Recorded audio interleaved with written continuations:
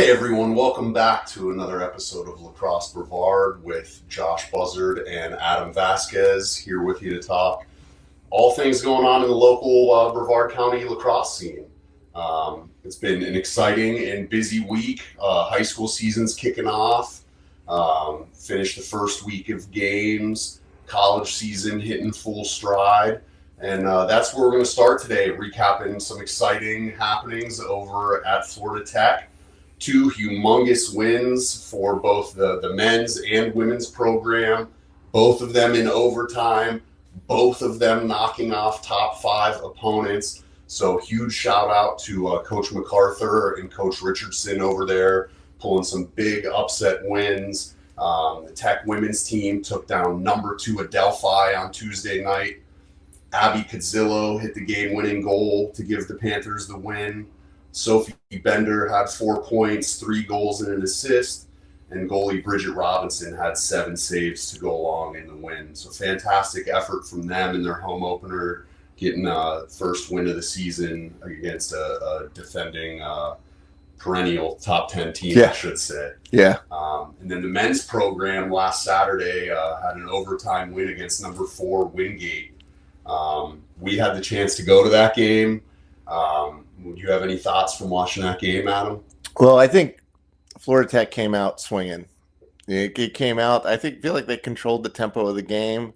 They played to their strengths and really just moved the ball really well on offense. Defense, both defenses played well, but I would say the size matchup, I would say, just FIT is just a bigger group of guys, right? They more physical. Will early on in that game got out to a nice lead.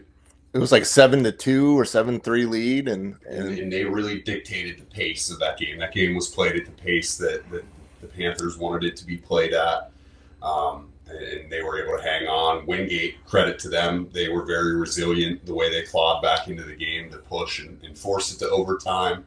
And then upon getting to overtime, Ryan Chancellor hit the game winner for the Panthers. And again, shout out to the goalies. Jax Francisco, 10 saves, was a huge part of keeping them in the game and holding on for that win. Win. He was standing on his head, man. Yeah, he had some really, really impressive saves, and he was big in the transition clearing game as well, getting them out and getting their offensive possession started. So shout out to both of those teams. Both of those teams are going to be in the rankings and looking to make a big push to make the NCAA tournament this year. And honestly, we are incredibly lucky here in Florida to get to watch all the great lacrosse that is played in the Sunshine State Conference, one of the powerhouse conferences in Division II lacrosse. Take advantage of any opportunity you have to get out and see these teams play because it's really, really high-level lacrosse. And also want to give a quick shout out, being in the high school lacrosse community here and seeing the kids get out to the games and support these teams, and to also see some of these Florida Tech players that are getting out here and reffing high school games as well. That's huge for this lacrosse community, and that effort is massively appreciated from all of those guys putting the time in to get out and help the game. Well, I mean, I'm from the D.C., Maryland, Virginia area, as you know, Josh, and you're from the Pittsburgh area. We've got the luxury of having a lot of great teams local, right? You can go to a UVA game, a Maryland game, a Navy game, Georgetown game, Loyola game, anywhere between Baltimore and in Central Virginia. And all the top 10 teams, a lot of the top 10 teams are right there. So you take it for granted when you grow up in an area like that where you got just great lacrosse all around you. And to have great lacrosse down here in Brevard is just such an advantage. And, and you learn so much as a player when you go see these top level players play, just their composure. I mean, in a high school level, if you're down 7-2, that's almost lights out. It's really hard for teams to claw back mentally and stay consistent, stay to their game plan, make some minor adjustments, and keep going at it. And that's a really credit to it. I think they're top 5 now, Wingate, but they were 4th going into that. And Wingate, they kept their composure and kept playing, and they chipped back away and drove it to overtime. Yeah. So, and then again, Florida Tech, it's real hard to have a lead like that they had the lead pretty much the whole game, right? They never lost the lead until they tied it for overtime. But when there's a mental hurdle that happens when you're playing, getting to that level. And correct me if I'm wrong, I don't think Florida Tech's been ranked. Have they been ranked in top 10 before? I would not recently. Go back in history in the last couple of years that has not been the case, and I believe that was for both of these teams. I believe that was the highest ranked opponent that they had beaten at home in program history. And so, I mean, just getting over that sort of mental hurdle is monumental by itself, right? So the fact that he's doing this and he's got a good group, he's a lot of young guys. I mean, the game-winning goal was a freshman, right? He's from Minnesota, right? So I believe this was a different freshman. Oh, okay. This one from Georgia. So another freshman from Georgia, right? Another kind of different lacrosse area that might not jump off the page to people immediately in terms of a strong region, but man, Georgia especially has become firmly established now as kind of the premier state in the South for lacrosse, I would say. Florida's right there, neck and neck, but Georgia has been pumping out a lot of really high quality players these last few years. And it's been cool to see the growth and the development across not just Florida, but the South as a whole, as lacrosse continues to grow into these new regions. Absolutely.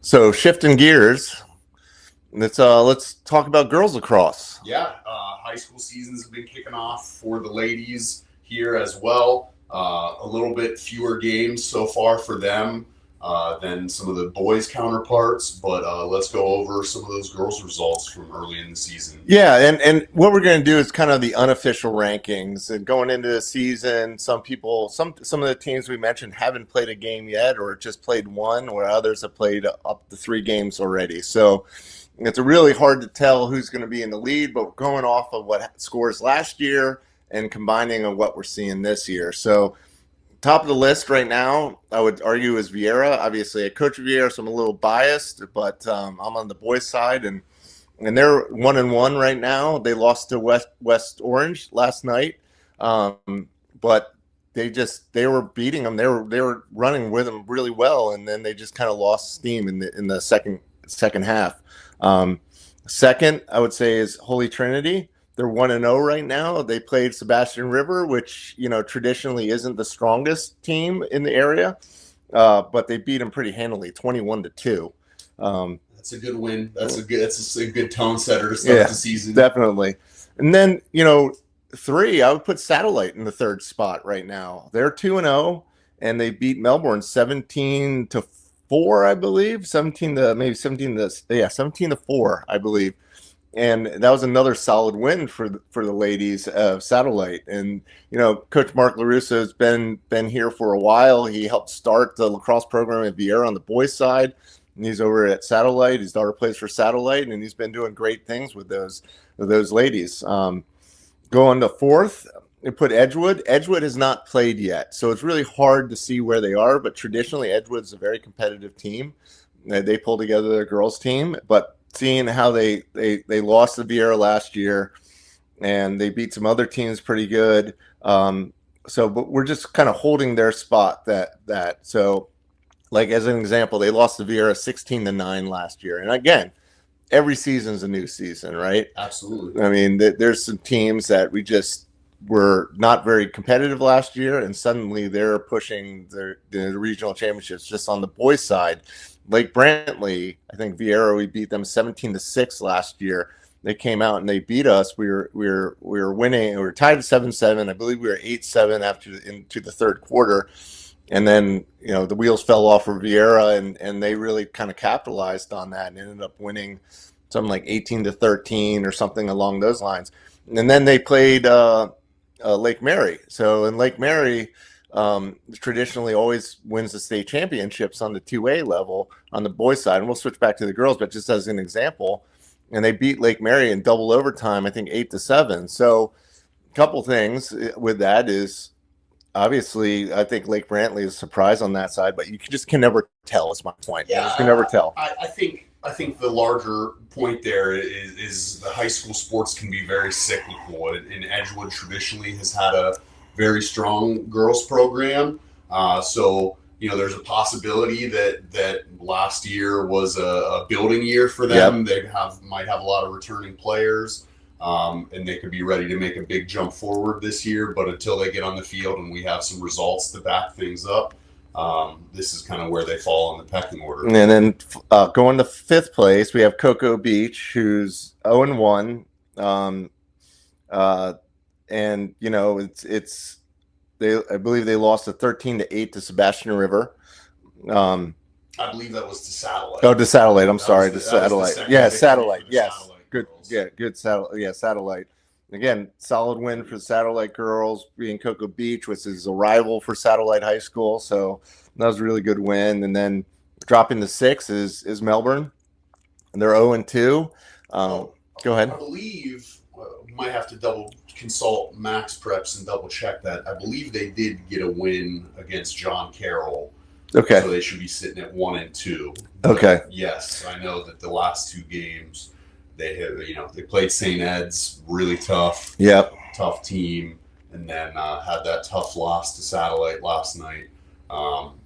But they'll definitely be looking to get back on track here moving forward after 2 tough losses. Absolutely. And, got a great group of girls on that team, ladies on that team, and then they're, well coached. So we're expecting them to claw back and fight for some, from a higher seed there. And then last but not least, Merritt Island is 0-1. And again, they just haven't played a lot of games. They only played 1 game. It's hard to say this early in the season where they should be, right? We'll see it how it all sorts out. But traditionally, I know Merritt Island's struggled to be in the top 3. But they are a sports powerhouse in ladies sports, especially with their volleyball and other sports. So they have athletes, and it's a good school, and so they have a good, rich sports tradition. So I'm expecting things to be an up and up for them. That's kind of always the interesting perspective to have with these things. And like I mentioned, in the case of Edgewood, the player development, the program growth year to year, and being able to not always measure things in purely the wins and losses. Both of us as coaches, we're highly competitive, motivated people, and we do want to win as much as humanly possible. But a lot of times in lacrosse, part of our mission as coaches and stewards of this sport is just promoting the growth and getting more people involved and exposed to it. And if you're a high school athlete that's considered or been on the fence about playing this sport, I highly encourage you reach out to the coaches and try to get involved. There's a lot of programs with great coaches that are just looking for more players that are hungry to give something a try. And I have not met many kids in my experience that once they pick up a stick and start playing, don't want to stick with it. So for some of these programs that are looking to pick up those first wins or get back on track, climb the ladder back up to 500, find those good positive things you can build on, and keep everyone having a good time to the best of your ability. And if you're one of those players, don't get down and measure yourself against where other people are. Just keep working to get better every day. And keep doing the right things and stacking the right decisions, and you're going to break through and find the success that you're looking for. Yeah, it goes back to the point of a lot of coaches and players, and certainly fans and parents. They focus on the scoreboard, right? And when you focus on the scoreboard, that's the end result.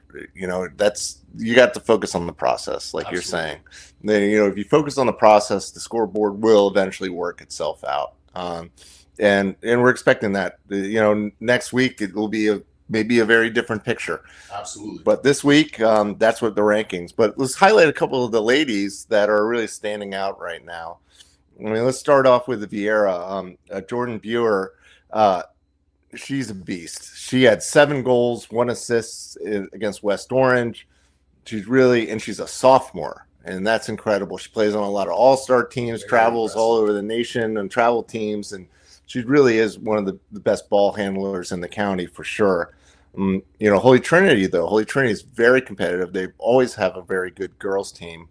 And Sally Oliver, who's a Barry University commit, is going to really showcase a lot of what Holy Trinity can do with those wins. Now, I don't have any stats. We don't have any stats on Holy Trinity. So I'll remind coaches, please put your stats in Max Preps. I know there's maybe some strategy. You don't want people to know who your leading scorers are. I get that. But for us, it allows us to be able to give you guys the exposure and the players the exposure they deserve. And then I would say just last but not least is Satellite. Addison Wright, she's averaging 5 goals a game right now. That's fantastic. So I mean that you can average 5 goals a game and keep that sustained through the season. Satellite will be pushing for the 1 or 2 spot, I believe. But it takes more than just one player, and not looking at the film, so I can't tell you exactly how every one of those goals were scored. But again, 85% of the lacrosse game is played off ball, right? So I'm a stickler to get this one right. Yeah, 83.4% of lacrosse is played without the ball in your stick. So that's where offensive players can become really dangerous and improve their game, is learning those skills to be a threat without the ball in your stick.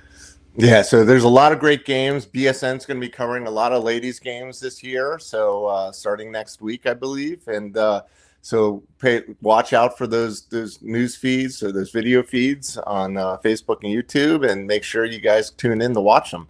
They should be exciting games, and we've got to support both sides of the ball for growing our sport, both the boys and the ladies side. So we're excited to have them part of the program, and a lot of really upside we're seeing for this season. So anything you want to say about the ladies before we move on? No, not really. I'm excited. Hopefully get some coaches interviews as the season progresses, get some insight from people that are able to get out there and watch the games every night. Adam and I make our best effort to be as informed as we can be, but when we are with the boys teams coaching most evenings, it can definitely be a challenge to get out and watch the ladies as much as we would like to. So also to anyone in the audience, if you can provide some insight, notes, feedback, if you're out watching these games, we'd love to hear that from you guys and be able to shine a light on those athletes that deserve the spotlight. Absolutely. This is a platform for all the players and getting exposure for lacrosse of the region. So if we don't say your name, it's not because we don't want to. It's just because we're either performance based, so you have to perform to be mentioned, but also B, if we don't know about you, we're not able to share the good news about what great efforts you guys are providing. So cool. So let's shift over to the boys side. Yeah. So I'm gonna quickly kind of just run through scores and results for our local teams to this point in the season, and highlight some players that have had some strong performances for their teams. So we are going to begin. Melbourne Central Catholic is sitting at 2-1. They have wins over Cocoa Beach. They won 10-4. Win over Edgewood 16-5, and a loss last night to Melbourne 8-3. And for the Hustlers, Marcos Herrera playing a little bit of LSM, close D, and staying on the field to play offense. And face-offs, too. Yeah, and taking face-offs as well. So I love seeing guys that aren't married to a position, and they're lacrosse players first, and they're a position second. And this is a guy that's really embodying that for his team. And to put on the coaching hat for a second, he was a guy that in that game against them last night, when he did get the ball on the offensive half, he was a guy that put pressure on us and made me a little nervous on that and he was a vacuum. Any kind of ground ball went anywhere near him, he was coming up. Number 14 was coming up with the ball. So really kudos to Marcos. He played a great game last night. But again, you got to connect it all. And there's other players at MCC played hard too. They just didn't get the W last night. Yeah, but there's a couple guys from Mel High that played outstanding last night as well. And I'm going to transition over to them quickly. Melbourne is also sitting at 2-1. Like I said, won last night versus MCC. That was an 8-3 game. Lost to the First Academy 10-2, and had a win over John Carroll 10-0. guy I'll highlight there is Ryan Hadcock, a midfielder for us at Mel High. The kid came back for his junior year. Totally different player in terms of his confidence level. And he is that guy that brings quiet leadership every day at practice and just doing things the right way. He might not have the loudest voice in a huddle, but he shows up to work every day, and he's been getting rewarded for those efforts on the field. 4 goals last night, both goals in the loss to TFA, and 2 goals as well in the win against John Carroll. So he's been finding the back of the net early and often to start the season, and a big credit to him on how he's played. So transitioning from Melbourne to Vieira. Vieira sitting at 0-2 with a chance to get back in the win column tonight. We're recording this on Wednesday, playing Merritt Island this evening. They lost to Vero Beach 14-6 in a rematch of last year's district championship game, and then lost to a much improved Lake Brantley team 19-11. And a guy we want to give a shout out to for Vieira that's had a hot start to the season is Christian Denon. 5 goals against Lake Brantley, who looks to be a state championship contending team this year. That's an impressive offensive performance. And this is an attackman that you do not want to have to cover if he's got his feet moving and gets going downhill towards the goal. He is a matchup problem with his strength and speed. And Vieira is a team that, as you know, coaching them, spending a lot of time with them, high expectations. 0-2 definitely isn't the start they were looking for, but that's a good team that is going to get back on track. Yeah, and just real point to that. I mean, they scored more goals on Lake Brantley than Lake Mary, the perennial incumbent state champs. So, right. There's a lot of really good pluses, upsides, and that's without Nico Lopez, who's one of the best attackmen as well in the county. So there's definitely a lot of firepower. But the thing is, the team graduated just about everybody in their starting right. lineup. So now it's a matter of really kind of finding our identity and seeing who steps up into leadership roles, and we should expect that with guys like Cody Wessel, Christian Denon, Joe Scalise on defense. And we kind of have a 2-headed monster on goalie with Tanner Schimmels and as well as John Wheeler, both who were behind a very very D1 commit goalie last year and trying to find their place as well. So the team will work out, and the whole point on we preach in Vieira is we're preparing for the playoffs. So as usual we'll pull it together, but not the way we wanted to start the season, but that's just shows us we got more work to do. Absolutely. And to tie back quickly to what we were saying with the being able to find silver linings and come back to the field with a good positive mindset, even after a loss or even after a result doesn't go your way. I think that does kind of speak to the championship mindset and a winner's mindset of even when games don't go your way, there's things you can take away from them. There's positives you can take away from them, whether that's measuring against yourself and past progress, or like Adam just said, comparing yourself with some other results in other teams and how they stacked up. So that's where Vieira stands right now. And then we'll transition over to Cocoa Beach, who is sitting at 2-2. We mentioned that they lost to MCC 10-4. They got a win over Edgewood 14-6. Close loss to St. Cloud 9-6, and they picked up a win against West Shore 9-2. Quickly jump over to Edgewood. We've mentioned both of their results: lost to Cocoa Beach, lost to MCC 14-6 and 5-16 respectively. Satellite has only played 1 game so far to open the season. They lost 14-3 against Holy Trinity. Who we will jump over to now. Holy Trinity sitting at 3-0. Great start to the season for them. Perennial powerhouse in the single A district. They got a 14-3 win over Lake Howell, a huge statement win over Merritt Island, 18-5, and that win I just mentioned against Satellite. And for these guys, we got a chance to go watch that Merritt Island Holy Trinity game last week. Colin Monroe was on fire for Holy Trinity last week. I believe he had 7 goals in that game against Merritt Island. I could be wrong. Again, couldn't verify that with Max Preps. But he looked great in that game.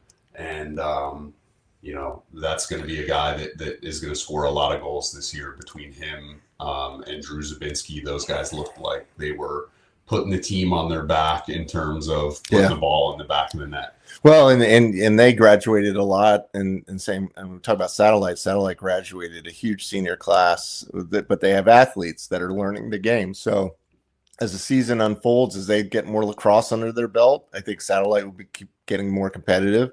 But also Holy Trinity, right now it looks like they're gonna win 1A again right now, because there doesn't seem to be. And again, use this as competition, as fuel for your fire, other teams in the 1A. Right now, though, as an outsider looking in, as another coach, I don't see another team competing with them at the 1A level for districts this year, as we stand, because Merritt Island was in the district championship last year with them, and after losing their goalie Everett, I mean, it was a big loss for an injury. That was the last team to get to, and not to go Merritt Island last again here with the boys, but they are sitting at 0-3. They had a tough loss, 11-10 to Seminole, as Adam just mentioned. Unfortunately, they lost their senior goaltender in that game, Everett Branch, who is a fantastic goalie, a fantastic young man. And Mark goes out to him. I know he had his surgery this week. And everyone over here at the Lacrosse Brevard podcast and in this lacrosse community is sending their best wishes to Everett as he recovers. Hate to see a guy have an injury like that in his senior season after all the work that he has done. But now it shifts over to his backup and the coaching staff and the rest of that team to rally around that backup goalie and find a way to adapt and overcome this challenge. Because if I know Coach Joey Guest and the rest of the guys over there at Merritt Island, they won't embrace any excuses. And they're going to find ways to start trying to win some games, and that'll begin tonight, taking on Vieira. Yeah. So look forward to seeing that game and how the Mustangs can rise to the occasion and try and rally around some different guys in the lineup. But it'll certainly be a physical game. Usually is very physical game. And they still have a fantastic group of guys and a fantastic senior class up there. It definitely, we talk about the emotions of high school sports, the ebbs and the flows and the cycles, and man, the emotional side of that for these guys to see a guy that they train with and practice with and put in a lot of work with, that affects them too. So credit to all those guys, continue to show up, work hard. And, I think the early part of this high school lacrosse season has been a lot of fun. There's been some surprises. There's been, some awesome stuff happening out there on the field, and we're just getting started. It's going to be fast and furious from now until right around Easter. And I can't wait to see what happens to finish out this week. And we'll be back here next week to go over everything that's happening, men's, women's, the college game, right here locally in Brevard County lacrosse. So thank you for watching with us this week. Make sure you subscribe, guys. Yeah. Check out all the other great content and streams BSN does. And we will catch you next time on the Lacrosse Brevard podcast. Thanks, everyone.